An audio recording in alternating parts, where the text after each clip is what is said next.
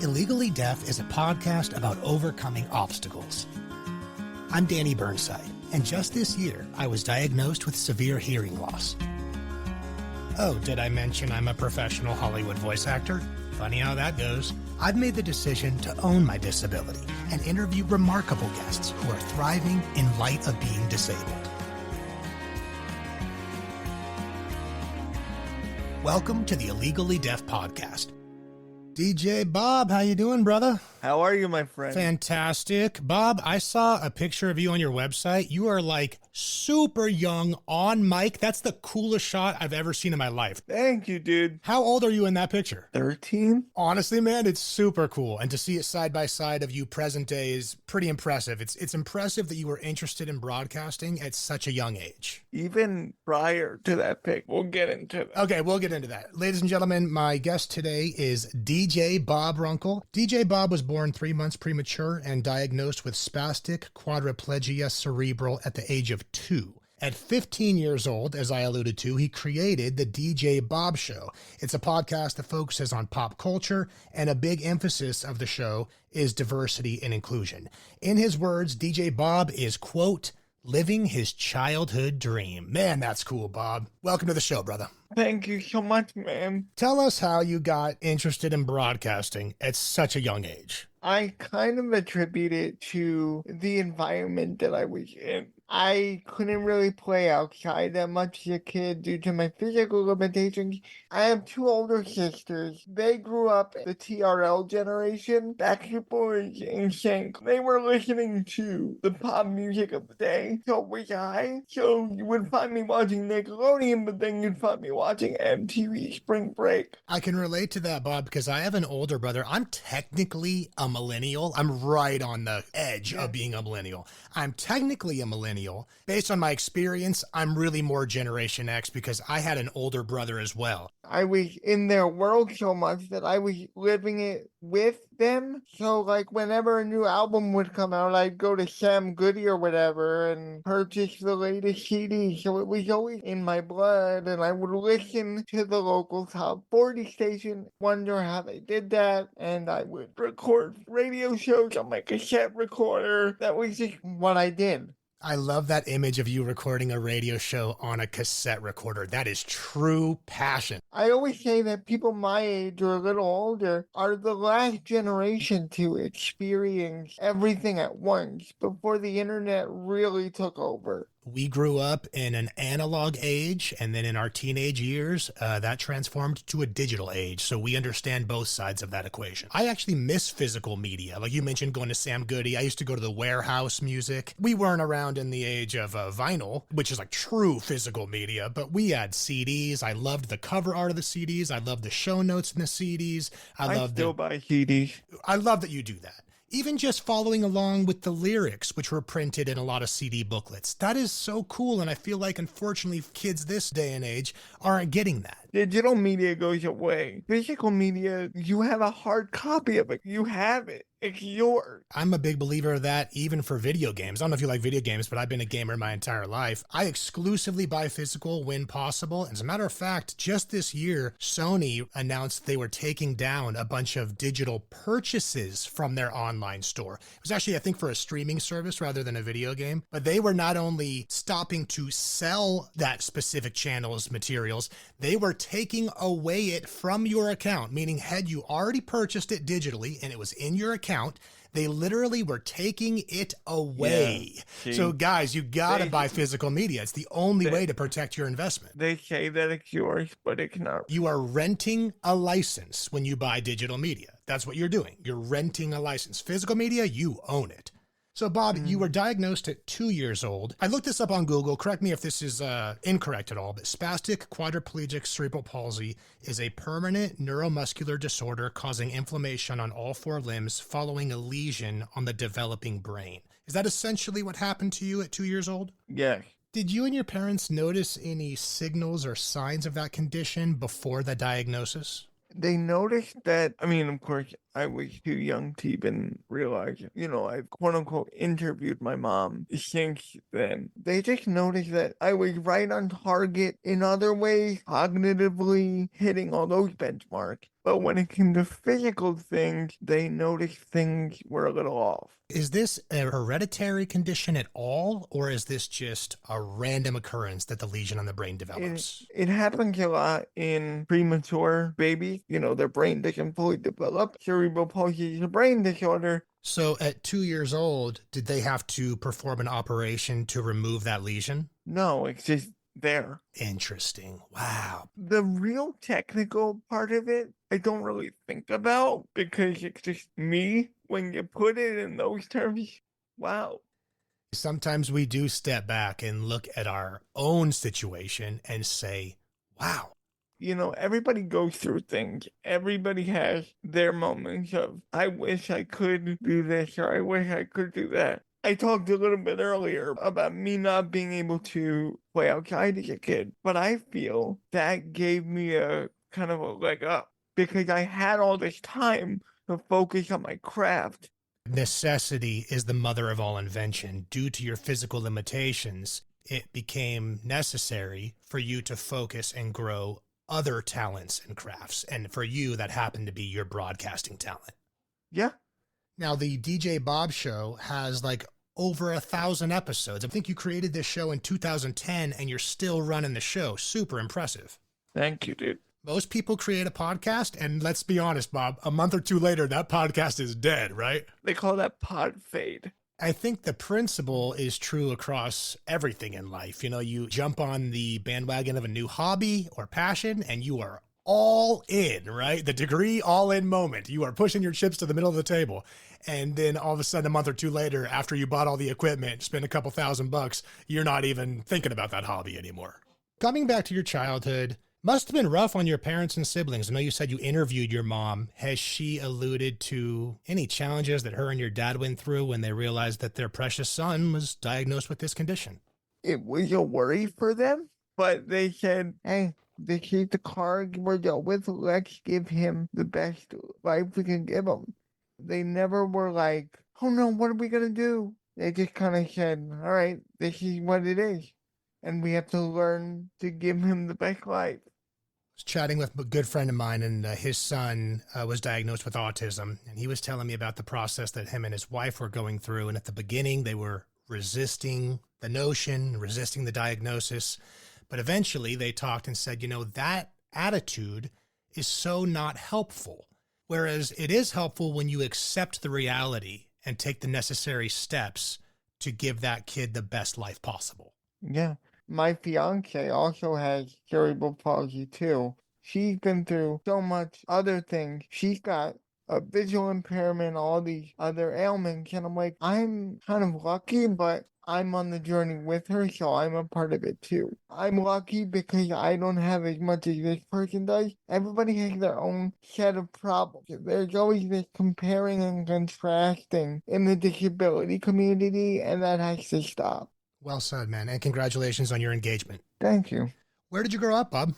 I grew up and I'm still living in Long Island, New York. Ironically, I've never been to New York City due to my physical limitations, so I gotta get out there. You mentioned that you enjoy listening to the top 40 here and there. Who were some of your broadcasting influences growing up and maybe even towards present day? Oh, Casey Kasem. Me too, brother. That's my number one. He told the story like no one else could. He was just talking to you. He wasn't presenting to you. One of my other broadcasting inspirations is a guy by the name of Rick Adams, and he was the host of a children's internet radio show on the AOL network called Radio KOL from 2003 to 2007. And I called into that show so much that he knew me. One day, he'd be like, okay, you're calling so much, we're giving you a DJ name. I'm going to call you DJ Bob. That's awesome, man. And that was when I was 12 years old. Wow. Cut to years later, he's living in LA, but he has to do a piece in New York, 15 minutes from my house. And he goes, can I stop by for dinner? Wow. And I'm just like, what am I going to say? No? No, I'm watching Golden Girls reruns that night. Sorry. Yeah. So it's so weird to be friends with somebody that really you would not be talking to me without that show, without him. That's really, really cool. Love how you mentioned that Casey Kasem told the story.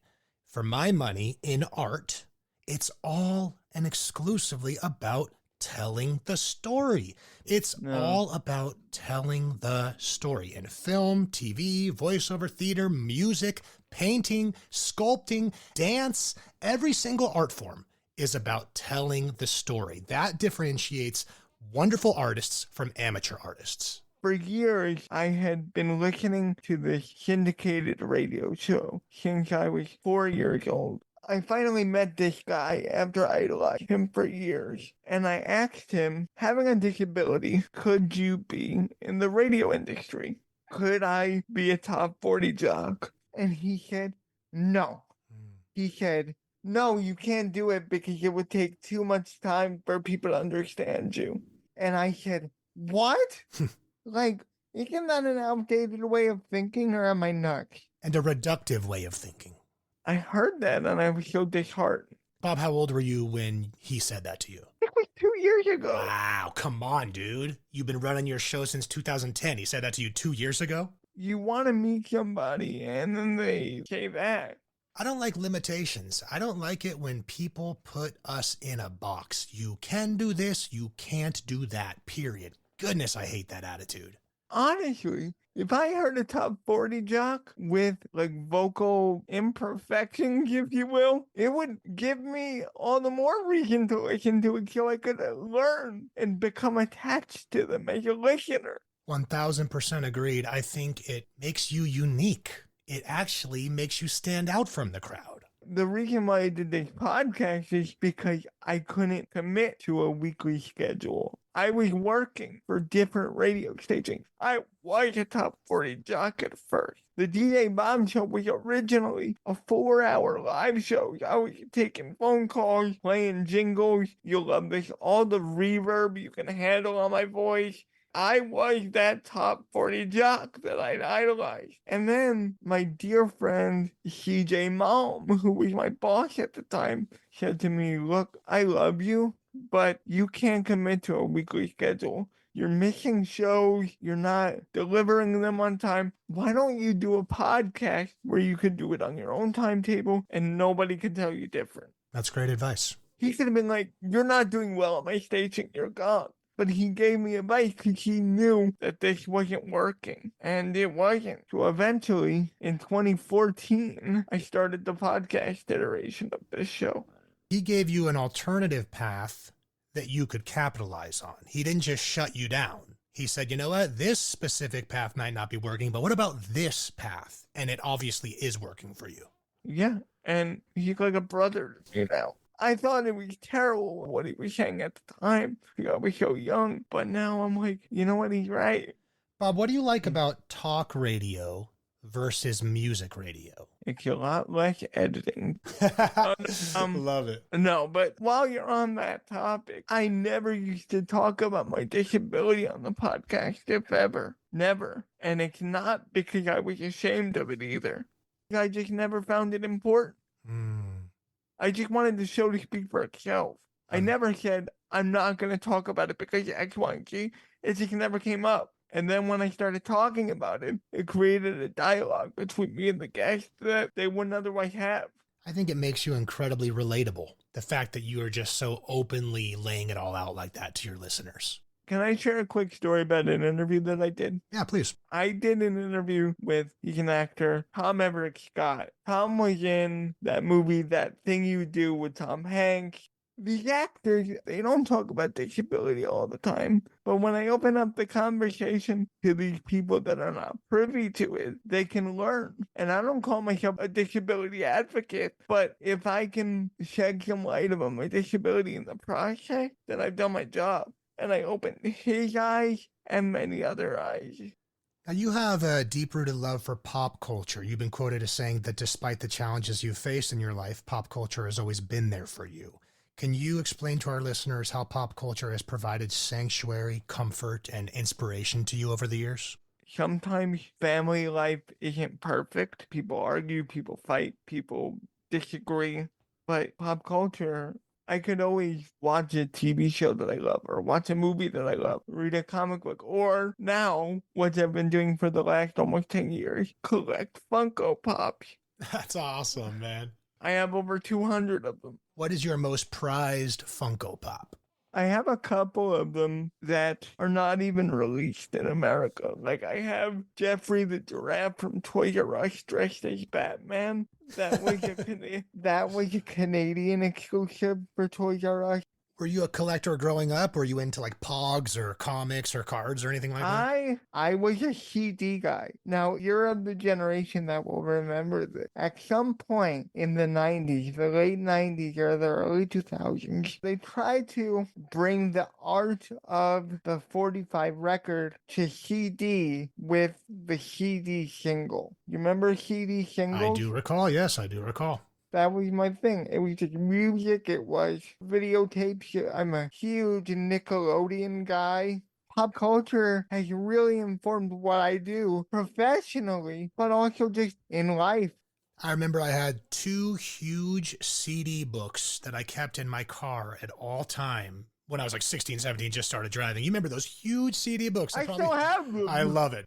And you would just keep that in your car. You get a passenger, you just hand it to your buddy. Say, like, hey, flip through them. There's about 400 CDs. Pick one. This is really bad of me, but I have 2 full CD wallets, mix CDs that I burnt. 400 mixes in each one, and I'm going through them. I'm like, what was I thinking with some of these transitions of songs? Fun to go through them now. Do you like a variety of genres of music, or do you find yourself mainly listening to pop music?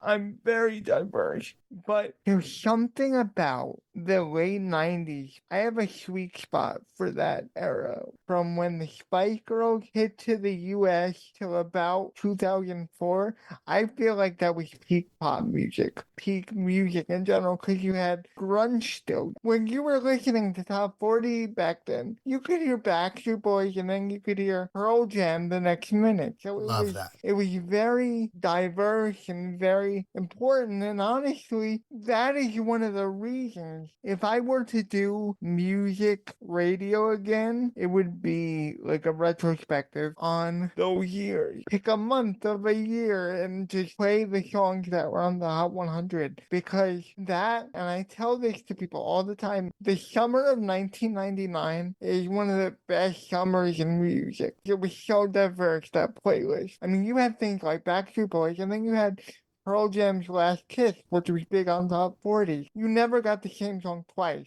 I've talked to some folks who have a little disdain for the music of their generation, and I said, oh, just wait till you're a little bit older, wait till you're my age, because I like 90s music now better than I did when I was alive in the 90s. You know, I have other weird interests too. Like, one of my things that a lot of people my generation don't get, I had this huge, I don't want to call it obsession because it sounds weird, but interest with the Rosie O'Donnell show, her talk show from the 90s that was on. I'm also into puppetry and the Muppets and all those things too. And she would have Matchbox 20 on, and then she'd have Elmo on. The diversity of guests basically kind of informed what I do now here. It's great. What about diversity turns you on? Diversity at its core, what media and what life should be. Now, I'm not saying kumbaya. I'm not preaching to you about diversity.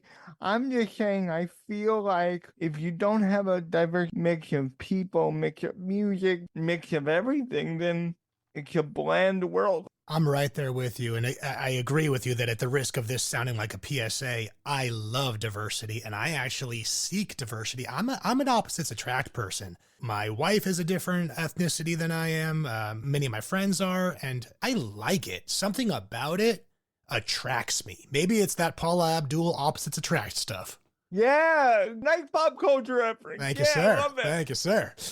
So you know who I was way into growing up? I was a huge Michael Jackson fan, the king of pop. Oh my God, me too. I mean, I was even like putting on the glove, doing dances in the living room. I loved Michael Jackson. Now, you're older than me, but like, what was your peak Michael era? It's a great question, Bob. And you know what? I like all of his albums. I'll go back to Off the Wall, his first solo album. I'll go back to not only the Jacksons, but the Jackson 5. I mean, I like all iterations of Michael. It's so funny that you brought up Michael, because Michael was one of my first pop culture obsessions. I knew the Jackson 5, of course. One of the first things I remember vividly watching. I was 6 years old when it was his 30th year in music as a solo artist, and they did this special at Madison Square Garden. Chris Rock introduced him, and like a bunch of people were performing with him, and it's such a great special. Michael is very important to me, and he's very important to me now with my fiance, and I'll tell you that story too if I could get into it. Please do. My fiance is not a pop culture person. She's an orca conservationalist. She loves Very orca cool. whales. Love that about her. The movie that propelled her to love these beings was, you guessed it, Free Willy. Will you be there? What I did to surprise her was I got in touch with the actor, the kid from that movie, and he came on our show and she co-hosted it with me. Super cool, man. That was just a cool moment that we could share together. Like, it was the fact that I could do that and use my power of connecting with people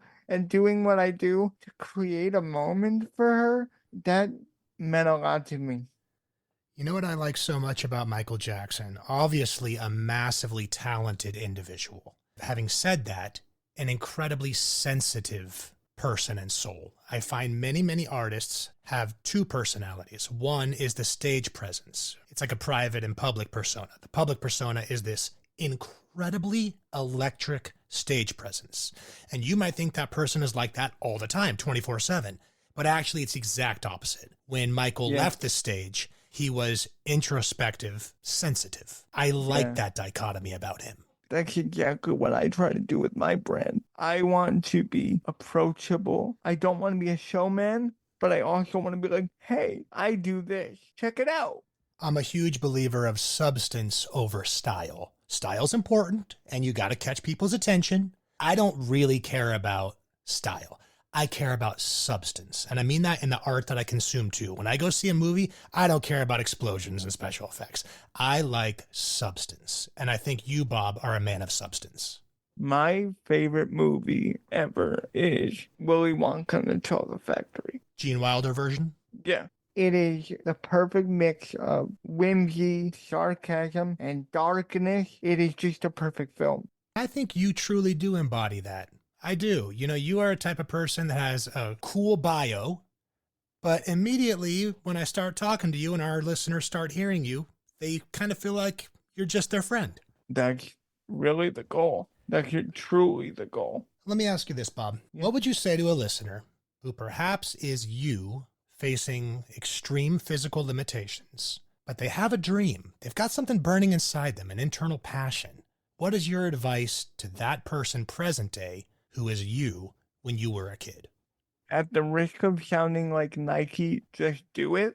Don't overwork yourself. Because that's what I tend to do. I get so fixated on something that I forget to focus on myself. Just take it slow, but never give up. Bob, I sincerely thank you for your time today, brother. You are a really cool guy, and I'm just honored to be connected to you in this fashion. And we have to give credit where credit is due to my brilliant audio editor, Nate Beagle, for connecting us. Big shout out to Nate. He's a cool guy, no doubt about that. And I'm so glad that we're able to talk today. Guys, you can check out Bob at djbobshow.com. Also on Apple, Spotify, Amazon, and Google Podcasts, it's DJ Bob Show. His IG, X/Twitter, and Gmail is djbobrunkel.com. Bob, once again, brother, thank you so much for telling your story and being exactly who you are. Thank you.